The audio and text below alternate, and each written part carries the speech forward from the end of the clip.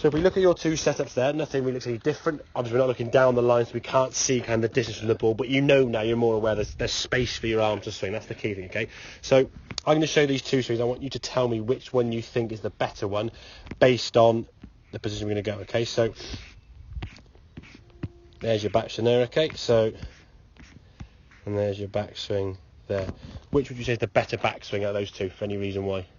This one. Yeah, because it's wrist a bit more wrist in, it's longer, yeah? So generally speaking, a longer, free-flowing swing has got less tension, less mind thinking, less thoughts in your way. You just allow it to happen. Yeah. When you've got a target to hit for, it tightens up a little bit, yeah? Good strike. Yeah. So this one on the right, this went way right. This is like a you're trying to hit it. Yeah. So it just looked as though. And what often happens is, look at the left arm, the movements of those two arms there. That left arm there, to me, very high, is a sign that someone's going to go and do this.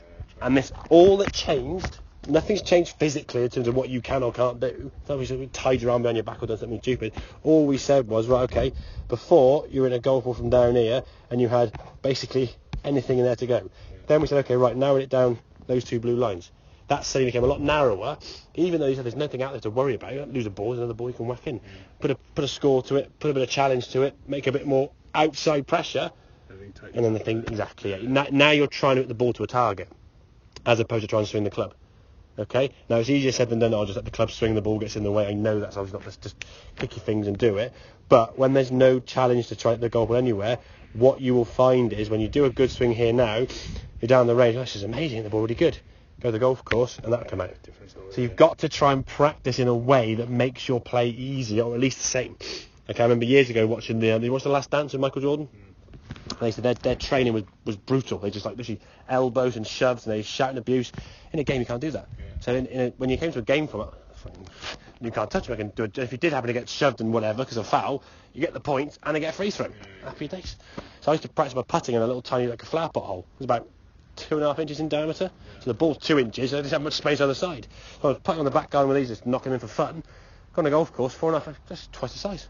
Perception, that seems bigger. So you make things seem harder. So then when you're on the golf course, make it easier, okay? But it's interesting when you see someone's golf swing, how it sort of gets very sort of stiff and wooden. Again, when you go through there, the follow-through hasn't gone quite as far. That was kind of your formula there. The follow-through's not gone quite as far. A, because you just physically can't. So you tighten up a little bit, and the narrower that fairway gets, or the greater the consequence gets, the tighter we get.